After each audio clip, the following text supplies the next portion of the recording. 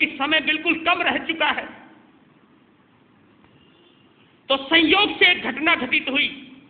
जिस रात महारानी चंद्रवती को प्रसव वेदना समझ गए, जब बच्चा जन्म देने की जो वेदना होती, प्रसव वेदना हो रही थी, जिस रात को, उसी दिन सुबह जब वो आ रही थी चंद्र महल में, तो रास्ते में एक बगीचे के अंदर, रास्ते में एक बाग था, बाग के कोने में एक कुतिया ने 8 पिल्लों को जन्म दिया था।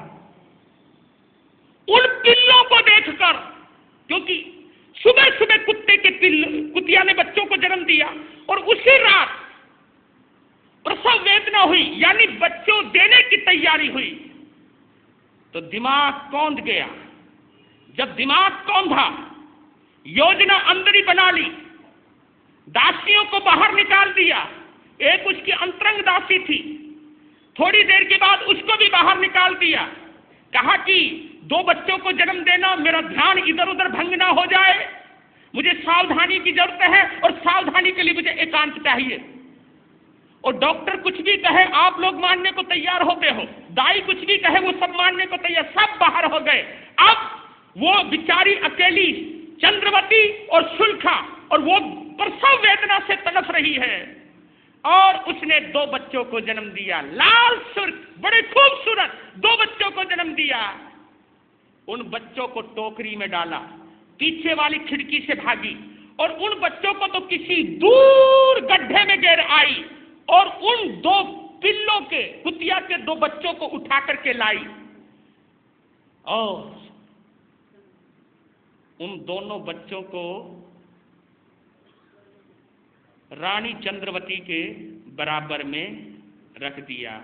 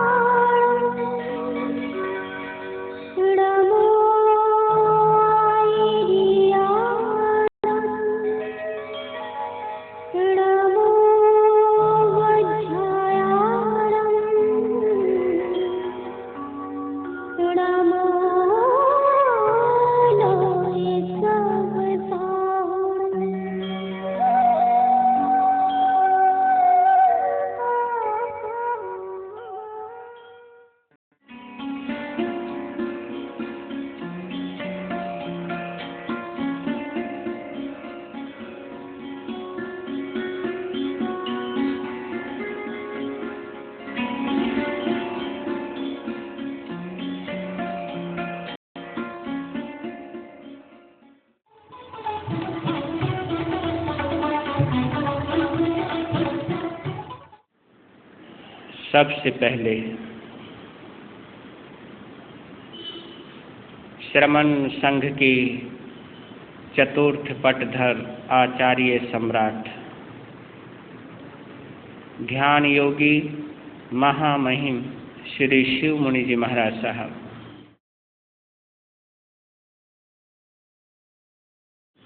जैन धर्मोपदेष्टा गुरुदेव श्री फूलचंद जी महाराज साहब, परम सेवा भावी पूज्य गुरुदेव श्री प्रेम सुख जी महाराज साहब, संघ रत्न उपाध्याय प्रवर पूज्य श्री रविंद्र मुनि जी महाराज साहब, इन चारों गुरु भगवंतों के पावन चरणों में शत शत वंदन करता हूँ।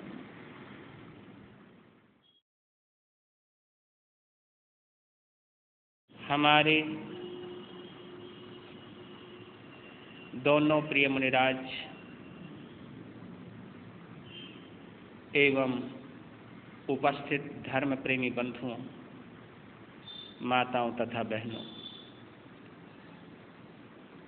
आप सभी का श्री पुख्त भिक्षु दरबार में हार्दिक स्वागत करता हूँ।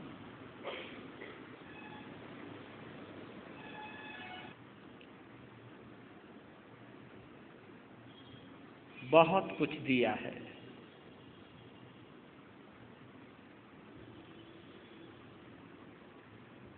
इतना कुछ दिया है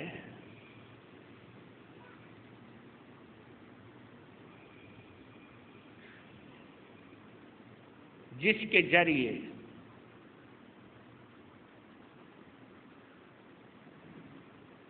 आप अपने जीवन को सुगंधित भी कर सकते हो और प्रतिष्ठित भी कर सकते हो। इसको नई इज्जत भी दे सकते हो, इसको सर्वोच्च रूप से सम्मानित भी कर सकते हो।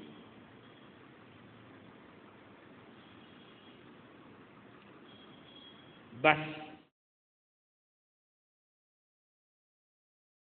इस्तेमाल करने की जरूरत है।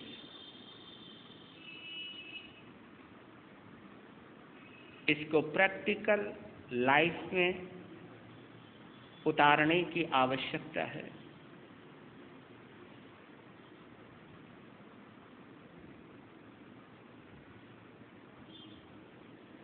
वाणी के 8 गुण, 8 गुणों में से 4 गुणों के संबंध में आप सुन चुके हैं।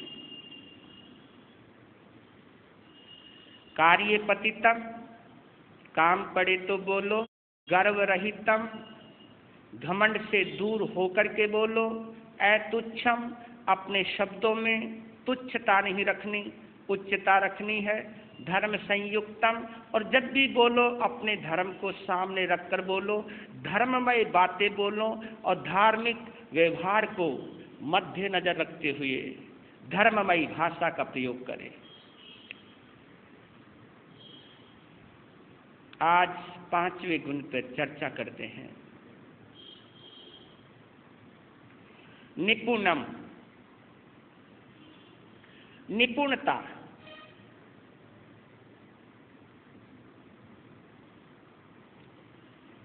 जिसको हम कहते पारंगता, पारंगत।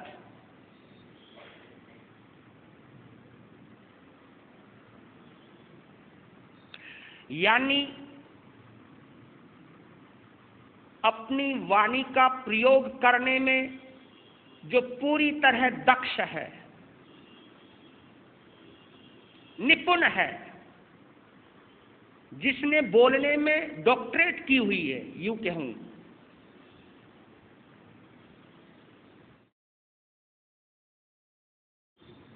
यानी जो वाक चातुर्यता का धनी है।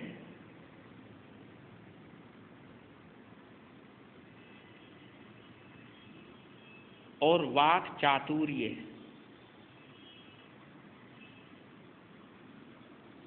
यानी बोलने का जांचा परखा सही तरीका।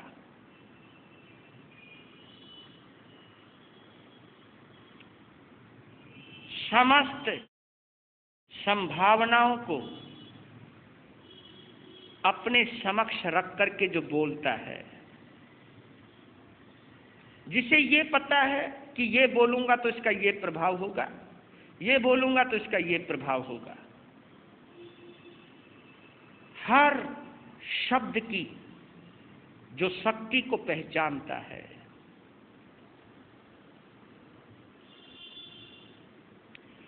सामने वाले के जिगर को भी जानता है, जिगरे को भी जानता है। यानी सब बातें सोचकर बोलना, उसे हम वाक चातुर्य कहते हैं। और वाक चातुर्य वाणी की शोभा है। वाणी की निपुणता आपके व्यक्तित्व की एक बहुत बड़ी आवश्यकता है, जो आपके व्यक्तित्व में 4 चांद लगा देगी। और ये कहा जाता है समयज्ञ वक्ता, बड़ा अच्छा शब्द है, समयज्ञ वक्ता। यानी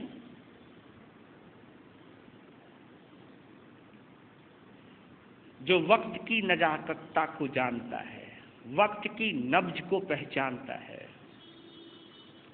जो समयज्ञ है,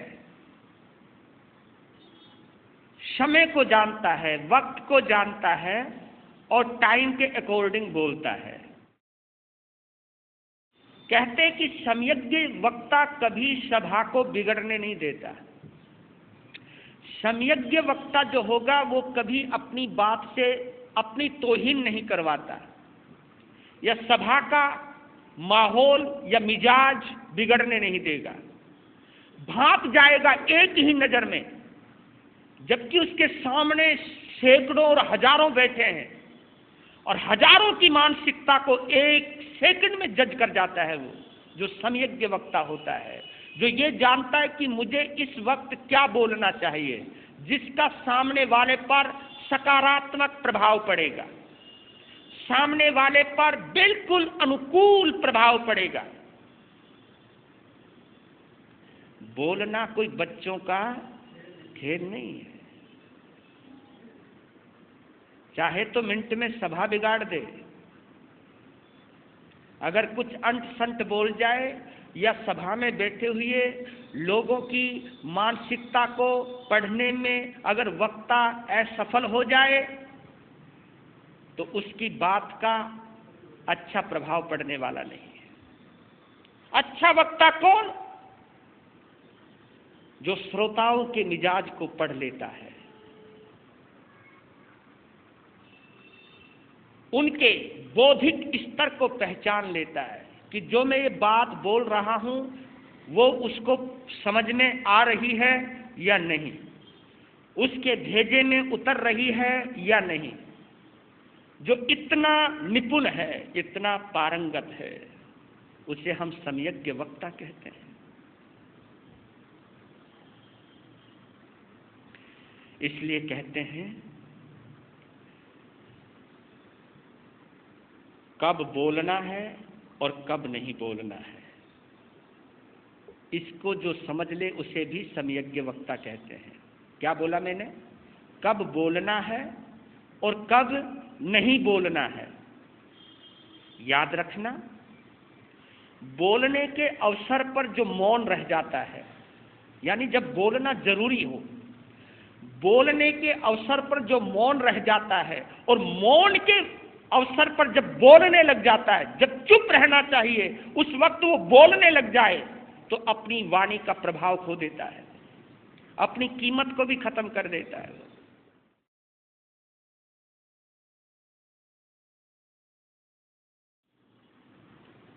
एक छोटा सा प्रसंग है, बड़ा सटीक मालूम देता है, प्रेरणा मिलती है।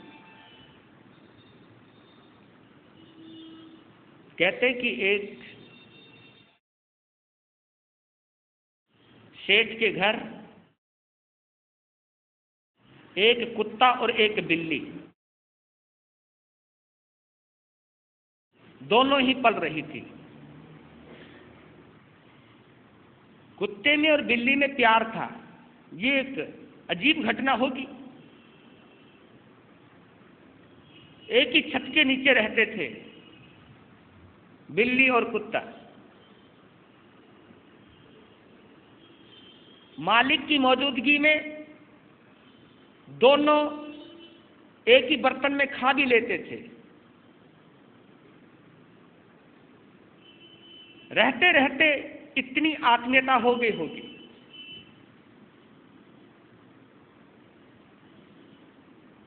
एक बार की बात, रात के 1:30-2:30 बजे के करीब बिल्ली को पता नहीं क्या सूझा, वो जोर जोर से रोने लग गई। और जब बिल्ली रोती है तो बिल्कुल ऐसा लगता है जैसे कोई आदमी या कोई इंसान ही रो रहा है। और इतने जोर से किलकारी भरी उसने, इतने जोर से रोने लगी कि सारे घर वालों की नींद भंग हो गई। सभी हड़बड़ाए और बिल्ली का रोना अच्छा नहीं माना जाता है। परिवार में हड़कंप मच गया और एक ही आवाज आई मुंह से निकली मालिकों के कि इसको अभी रोना था। रात के 1:30 बज गए हैं या 2:30 बज गए हैं, इतनी मीठी नींद आ रही थी, इतनी प्यारी नींद में सो रहे थे, है सब खलल डाल दिया। इतना क्रोध आया, इतना क्रोध आया कि बिल्ली की वो पिटाई करी मालिक ने, वो पिटाई करी, बिल्ली को पिटते हुए कुत्ते ने देख लिया। बिल्ली को पिटते हुए कुत्ते ने देख लिया, और कुत्ते ने जब बिल्ली को पिटते देखा तो कुत्ता सहम गया, कुत्ता डर गया। और मालिक बोल रहे हैं, तुझे अभी बोलना था, तुझे हम इसलिए दूध पिलाते कि तू रात के 2:30 बजे हमें जगा दे। बेचारी बिल्ली तो दुबक के कहीं बैठ गई, लेकिन कुत्ता भी सुबकने लगा। अब कुछ महीनों बाद घर में चोर घुस आए।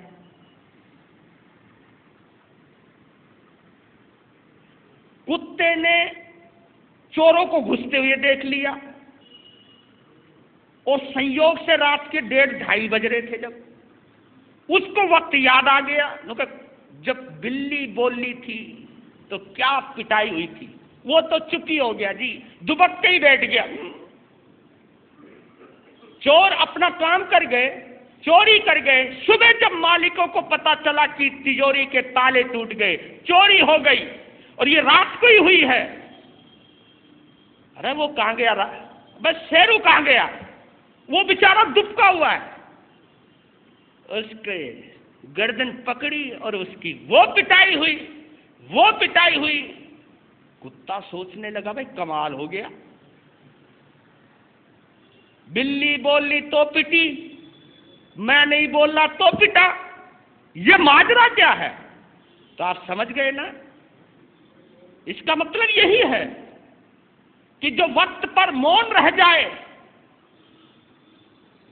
वक्त पर बोलने के अवसर पर मौन रह जाए, और मौन के अवसर पर जो बोलना शुरू कर दे, उसकी कोई इज्जत नहीं होती है। जो हाल बिल्ली का हुआ वो हमारा भी हो सकता है, और जो कुत्ते का हुआ वो भी हमारा हो सकता है। यानी बोलने के वक्त अवश्य बोलना चाहिए, क्योंकि जब वक्त गुजर जाए और वक्त गुजरने के बाद बोलोगे तो आपकी वाणी का कोई प्रभाव पड़ेगा ही नहीं।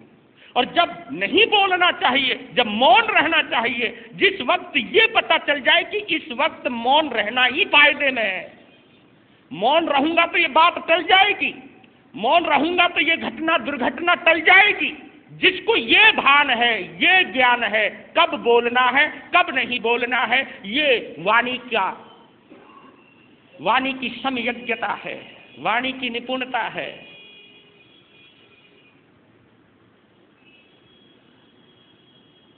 यही डॉक्टरेट ऑफ वॉइस, यही वाणी की पारंगता है। आपने देखा, बोलने का ही तो अंदाज है, और है क्या चीज। किसी ने कहा, ओह रोटी ठूस लेना, रोटी खाने को क्या बोला, अरे रोटी खा लेना, ठूस ले, रखी सामने। और दूसरे ने कहा, अरे भाई साहब आइए, पधारिए, भोजन ग्रहण कीजिए। वैसे दोनों के भाव में जाओगे तो भाव तो एक ही है कि रोटी खा लो, लेकिन बोलने का अंदाज अलहदा अलहदा है। एक अंदाज है कि भूख ना लग रही हो तो भी एक रोटी खा ले, और एक अंदाज हो चाहे कितनी भी भूख लग रही हो लेकिन तो भी खाने का दिल ना करे। इसको कहते हैं बोलने का सलीका। एक राजा के समक्ष, एक बादशाह के आगे एक ज्योतिषी ने कहा, ज्योतिषी को जब कहा, भाई बता ये जन्म पत्री क्या बोलती है मेरी, तो जन्म पत्री देख करके उस ज्योतिष ने कहा, हे बादशाह तू तो सबको मार के मरेगा, तू तो सबको मार के मरेगा। और ये शब्द सुनती खटक गई, ये शब्द चुप गए। राजा अपने आप को अपमानित महसूस किया। राजा ने कहा, ये किसने बनाया इसको ज्योतिषी, जिसको बोलने की तमीज नहीं है, क्या बोलता है तू।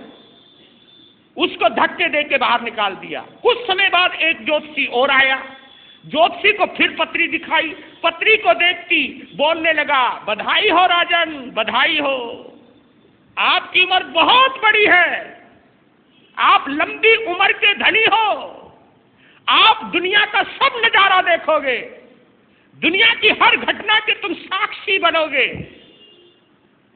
क्या परमात्मा ने आपके नसीब में क्या उम्र लिखी है आपकी? इतना सुनते राजा तो गदगद हो गया। इनाम दो भाई। उसको इनाम दिया गया, उसको सम्मानित किया गया, उसको प्रतिष्ठित किया गया और उसको इज्जत के साथ भेजा गया। बात दोनों में कोई गलत नहीं थी, पर लेकिन कहने का अंदाज है, कहने का एक तरीका है। एक नेता ने सभा में कहा, हमारे देश का दुर्भाग्य है कि इस देश की आधी से ज्यादा आबादी निरक्षर, अनपढ़, गंवार, बेवकूफ है। जब ये बात कही तो जी सबको खटकी, सबको चुभी ये बात।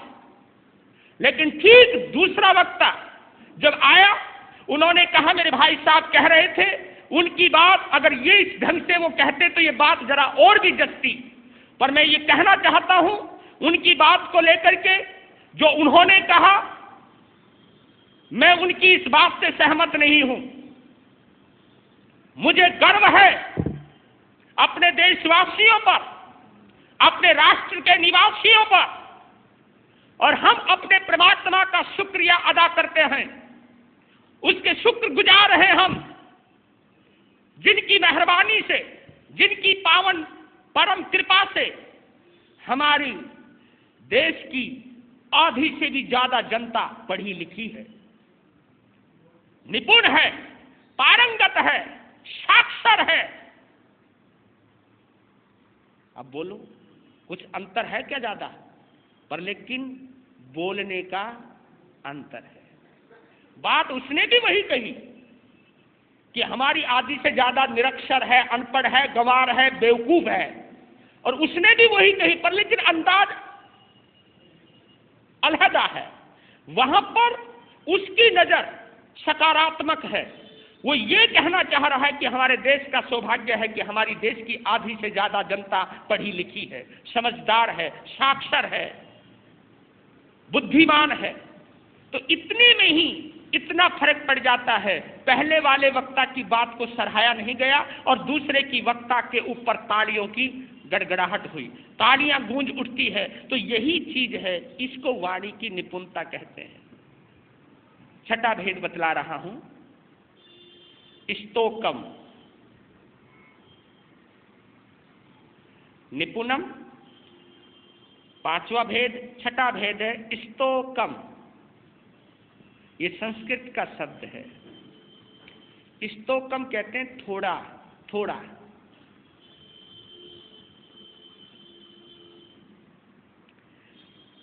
स्तोकम से ही एक शब्द और बना है, स्तोत्र। एक शब्द और बना है स्तुति। स्तुति, स्तोत्र, मंत्र। जो मंत्र होते हैं, स्तोत्र होते हैं, स्तुति होती है। क्योंकि दिल में अरमान तो बहुत है सामने वाले के लिए, दिल में शब्द बहुत उमड़ रहे हैं सामने वाले के लिए। उन शब्दों को बांधना और बांध करके बिल्कुल सही तरीके से थोड़े में सब कुछ बोल जाना, इसको कहते हैं स्तोकम। थोड़े में सब कुछ कह देना। इसलिए कहावतें बनी थी।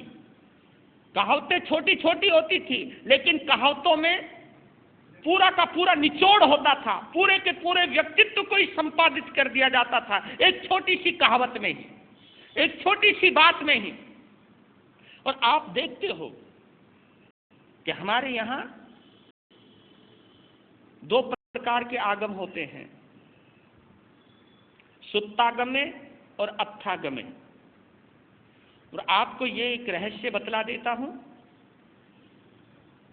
जो हमारे सामने शास्त्र हैं, जो जिनको हम मूल पाठ कहते हैं, वे मूल पाठ को हम सुत्तागमे कहते हैं। क्या कहते हैं? सुत्तागमे। अगर इसको हम संस्कृत में बोलेंगे तो सूत्रागम, सूत्रागम यानी आगम सूत्र के रूप में। सूत्रागम यानी आगम सूत्र के रूप में। और जो सूत्र होता है, सूत्र कहते हैं धागे को भी सूत्र कहते हैं, और सूत्र कहते हैं संक्षेप को। और जो ये सूत्रागम के प्रणेता होते हैं, सूत्रागम की जो संयोजना करते हैं, ये करते हैं गणधर। गणधर होता है तीर्थंकर का शिष्य भी होता है, और गणधर भगवान की वाणी को, क्योंकि जो तीर्थंकर होता है वो अर्थागम्य का प्रणेता होता है। किसका? अर्थागम्य यानी अर्थागम, यानी जिसमें अर्थ ही अर्थ है, जिसमें विस्तार ही विस्तार है।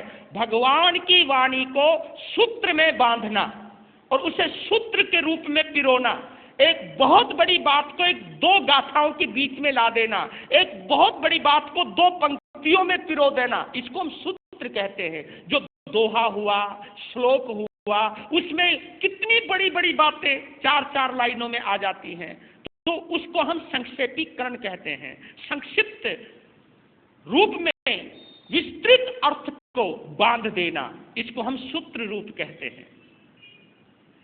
तो गणधर भगवान की वाणी को गाथा के रूप में, मूल आगम के रूप में, सुत्तागम्य के रूप में पिरोते हैं। तो ये जितना हमारे सामने मूल पाठ है, ये गणधरों के द्वारा निरूपित है, ये गणधरों के द्वारा पिरोया हुआ है, संजोया हुआ है, सजाया हुआ है। और हमारे परम पूज्य गुरुदेव श्री जैन धर्मोपदेष्टा श्री फूलचंद जी महाराज ने भगवान की वाणी के जो दो रूप हैं, सुत्तागम्य और अर्थागम्य, तो हमारे गुरुदेव श्री फूलचंद जी महाराज ने भगवान महावीर स्वामी की जो 32 आगमों में वाणी है, उसको दो जिल्दों में पिरोया, जिसका नाम सुत्तागम्य हुआ, और फिर 11 अंग सूत्रों का हिंदी अनुवाद किया, हिंदी अर्थ किया, तो उसका नाम क्या रखा गया? अर्थागम्य। तो मैं कहने का भाव है, जो जिस किताब में केवल मूल ही मूल है, उसको हम सुत्तागम्य कहते हैं। जिसमें केवल अर्थ ही अर्थ है, उसको हम अर्थागम्य कहते हैं। और जिसमें मूल और अर्थ दोनों ही हो, उसे हम तदुभयागम्य कहते हैं। ये कोई बच्चों का खेल नहीं। और मुझे नाज है इस बात पर, मुझे गर्वानुभूति होती है अपने उपाध्याय प्रवर परम पूज्य श्री रविंद्र मुनि जी महाराज के ऊपर, कि वो विस्तृत बात को संक्षेप रूप में इतने सुंदर तरीके से बोल देते हैं कि हम आज तक इस कला में मैं माहिर नहीं हो पाया। मेरे अंदर ये कमी है, मैं छोटी सी बात को बहुत बड़ी तक ले जाता हूं, और वो बहुत बड़ी बात को छोटे से में कह जाते हैं, और बड़े नपे तुले शब्दों में बोल जाते हैं। मैं प्रणाम करता हूं उनको, यहीं से उनको वंदन नमस्कार करता हूं, और ये आशीर्वाद भी चाहता हूं कि वो दिन कब आएगा जब हम थोड़े में ज्यादा बोलना सीखेंगे। अब तो मैं ज्यादा में थोड़ा बोलता हूं, पर लेकिन वो कला भी बड़ी महती कला होती है जब हम थोड़े में बहुत ज्यादा बोलते हैं। और ये आवश्यकता है, क्योंकि देखने को भगवान ने कितनी आंखें दी? देखने को 2 आंखें दी, सुनने को 2 कान दिए, 2 हाथ दिए, 2 टांगे दी, लेकिन बोलने को 1 जबान दी, 1 जबान दी। इसका मतलब यह है कि बढ़ो मत, संक्षेप करो। और हमारे यहाँ एक व्यास शैली होती है, व्यास शैली, और एक समास शैली होती है। अगर हम व्याकरण में जाएं और वक्ता में जाएं तो एक व्यास शैली होती है। व्यास शैली यानी जिसमें विस्तार से बोला जाता है, और एक होती है समास शैली, जहां संक्षेप में बोला जाता है। ये वक्त के अकॉर्डिंग होना चाहिए, ये वक्त के मुताबिक होना चाहिए। जब हमारे पास खुला वक्त है तो दिल भर के बोलो, और जब हमें ये पता है कि टाइम बड़ा टाइट है, समय बहुत कम है और थोड़े ही समय में हमने अपनी सारी बात भी कहनी है, तो उसके अंदर भी पारंगता होनी चाहिए। उसी पारंगता का नाम है स्तोकम, यानी थोड़े में बहुत ज्यादा बोलना। और एक कहावत आती है, बुरा ना मानो तो एक बात कहूं, दो शब्द आते हैं, चटोरी। चटोरी किसको कहते मालूम है? चटोरा। एक होता चटोरा, एक होता चटोरी। वो तो समझ लो, ये तो आदमी और महिलाओं की बात है। जिसको खाने का बड़ा चस्का होता है उसको हम क्या कहते हैं? बहुत बड़ा चटोरा है वो तो। जिसको खाने का बहुत चस्का हो हमारे इस वर्ग में, तो उसको हम क्या कहते हैं? चटोरी। तो एक कहावत आती है कि चटोरी तो केवल एक घर बिगाड़ती है, चटोरी तो केवल एक घर बिगाड़ती है, लेकिन जो बतौरी है, बतौरी यानी जिसे बोलने का ज्यादा ही चस्का है, जो इधर उधर बोलती ही रहती है, बतौरी एक नहीं, दो नहीं, पता नहीं कितने घरों को बर्बाद कर सकती है। चटोरी तो केवल एक ही घर बिगाड़ेगी, लेकिन जो बतौरी होती है, जो बातूनी होती है, या जो बातूनी होते हैं, वो पता नहीं क्या कर सकते हैं, क्या कयामत ला सकते हैं, क्या कयामत ढा सकते हैं, कोई पता नहीं। और इसी के आधार पर एक बात और कह रहा हूं कि किसी के बारे में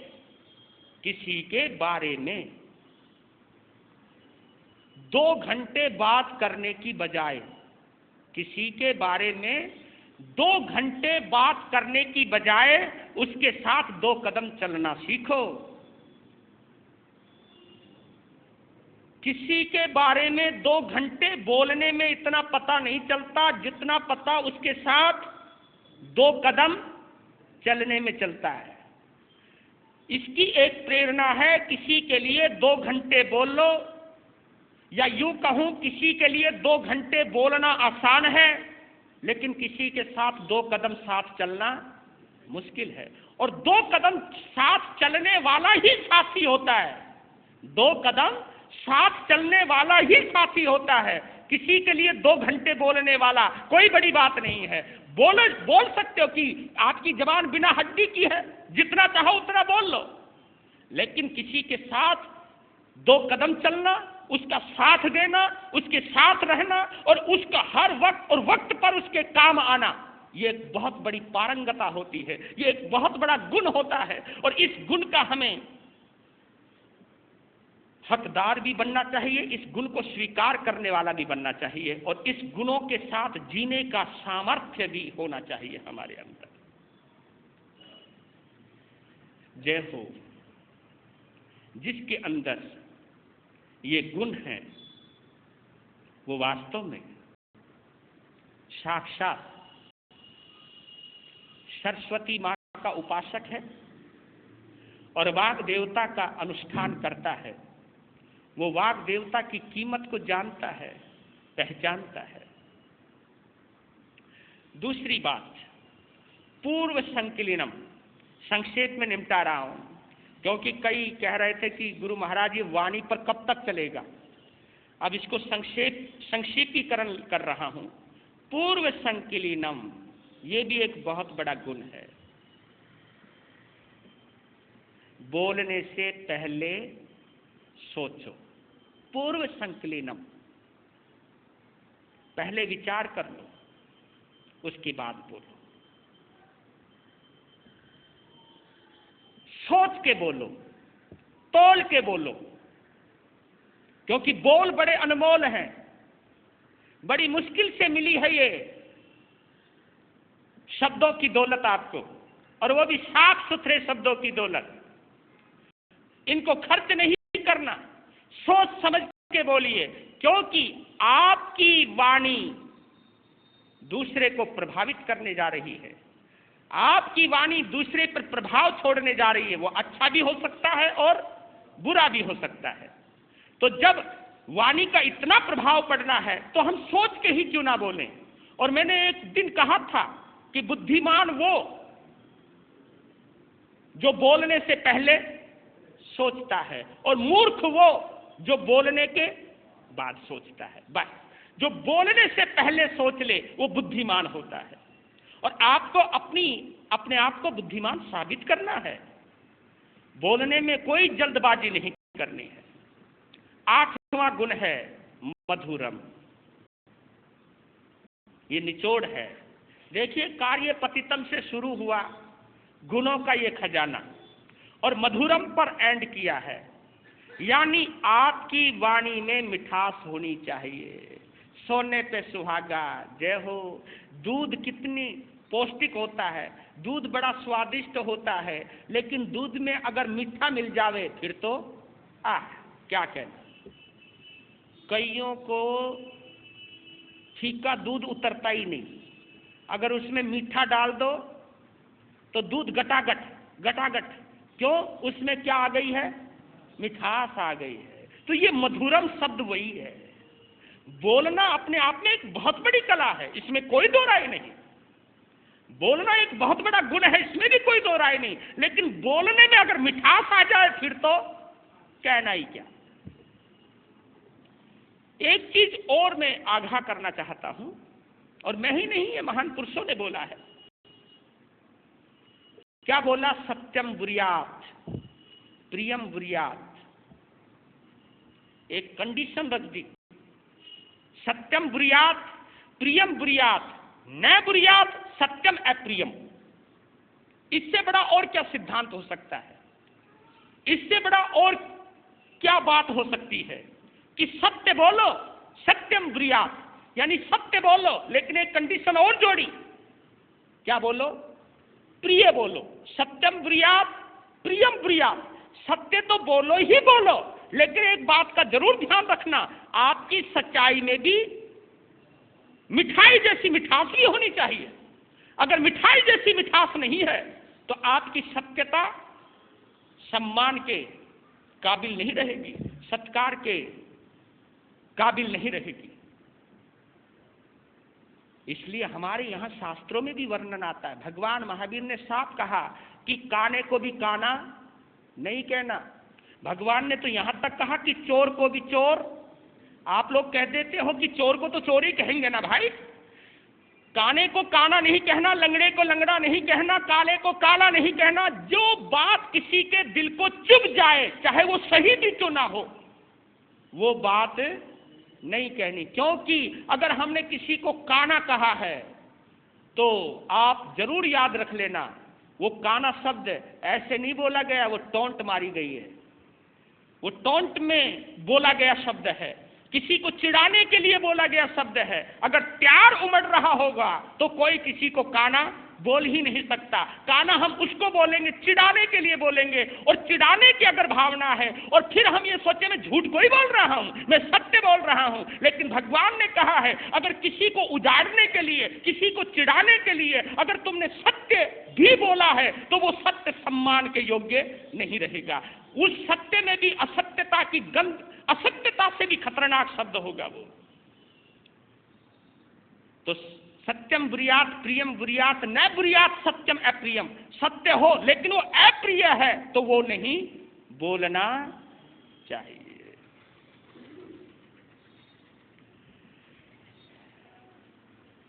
और आपको एक बात और बतला देना चाहता हूं। हमारे शास्त्रों में एक विधान है संतों के लिए जिन्होंने महाव्रत ले रखा है।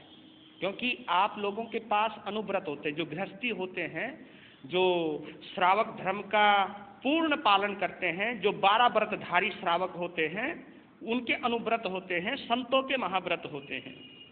महाव्रत का मतलब है कि वहां छूट नहीं है। अनुव्रत का मतलब है वहां छूट है। अनु कहते छोटे को और महा बड़े को। तो अनुव्रत में छूट होती है। जो गृहस्थ जीवन है, कई जगह थोड़ा छोटा मोटा झूठ भी बोलना पड़ता है, पर लेकिन संतों के लिए कहा कि झूठ नहीं बोलना निषेध है। लेकिन वहां पर भी एक बात और आई हुई है, ये हमारे विवेक के ऊपर है।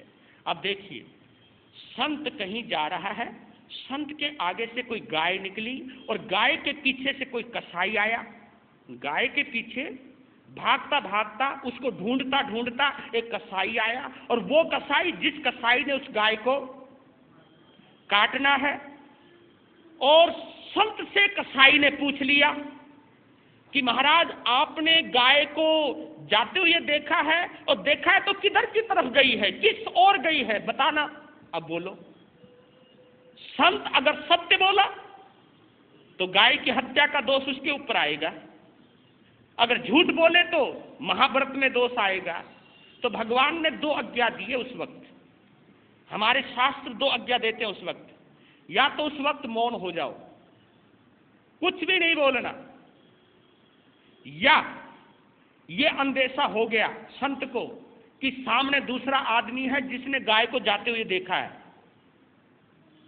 उसकी बजाय ये बंदा मेरे पर जल्दी विश्वास करेगा क्योंकि मैं साधु हूं, और वो बंदा वैसा ही बतला देगा, उसी से मिलता जुलता भाई है या वही बतला देगा। तो उस वक्त संत के लिए एक आज्ञा है कि संत दूसरी दिशा में बताए कि गाय इधर ना जाकर इधर गई है, ताकि वो तो उधर चला जाए ढूंढने और इधर गाय अपने बचने का साधन कर ले। तो उस बचाने की भावना से अगर झूठ भी बोला है तो वो झूठ में नहीं आता, क्योंकि वहां सत्यता है, वहां एक करुणा है, वहां एक दया और प्रेम भाव है, वहां अहिंसा का भाव है। अगर मैं सही बोलूंगा तो ये गाय को पकड़ लेगा, मार देगा, और उसकी हिंसा में मेरी जबान सहयोगी बनेगी। इसलिए बचना चाहिए, सोचना चाहिए कि सत्य के साथ साथ मधुरता का भी जरूर ध्यान रखें। एक छोटा सा प्रसंग मैं इसको पूरा करने के लिए, क्योंकि ये प्रसंग अगर नहीं सुनाऊंगा तो अधूरी बात रह जाएगी। कहते कि वाल्मीकि रामायण का प्रसंग है, ये तुलसी रामायण का नहीं, वाल्मीकि रामायण का प्रसंग है कि राम जी जब वनवास से लौटे, उनका राजाभिषेक हुआ लौटने के बाद 14 साल के बाद, तो राम के दिल में एक तड़प थी, एक उमंग भी थी कि मैं एक बहुत बड़ी दानशाला का निर्माण कराऊंगा, और दानशाला का निर्माण भी करवाया। फिर एक बात ये आई कि उस दानशाला में किसकी नियुक्ति की जाए, उस दानशाला में किसको स्थापित किया जाए, उस दानशाला में जो खजाना है, जो गरीबों को बांटना है, बांटने का जिम्मा किसको दिया जाए, ये एक सवाल आया। तो राम इस काम के लिए अपने विश्वसनीय को ही स्थापित करना चाहते थे कि जिसमें क्रोध ना हो, जिसके अंदर ये हो कि राम ने स्थापित करी है तो कहीं कोई कमी नहीं आनी चाहिए। तो किसको नियुक्त किया जाए, तो उनका विश्वसनीय कौन है, बोलो बोलो, महाबली हनुमान। हनुमान जी को नियुक्त कर दिया, कहा कि ये दानशाला का जिम्मा तेरे ऊपर है, तूने ही बांटना है, तूने ही देना है। जो आज्ञा भगवत। कहते कि हनुमान दानशाला में नियुक्त हो गए और बांटने लगे। जब बांटने लगे तो लोग चारों तरफ से आ गए, चारों तरफ से आ गए, हमें देव हमें देव हमें देव। एक दिन हुआ, 2 दिन हुआ, क्योंकि वो बोला भाई आराम से ही तो दूंगा, अभी रुक तो जाओ, नहीं नहीं नहीं हमें दो, जल्दी दो। तो कहते हैं कि हनुमान जी को क्रोध आने लगा, क्योंकि जब चारों तरफ से टूट के पड़े, अब देना है थोड़ा इस ढंग से देना है, सभी को देना है।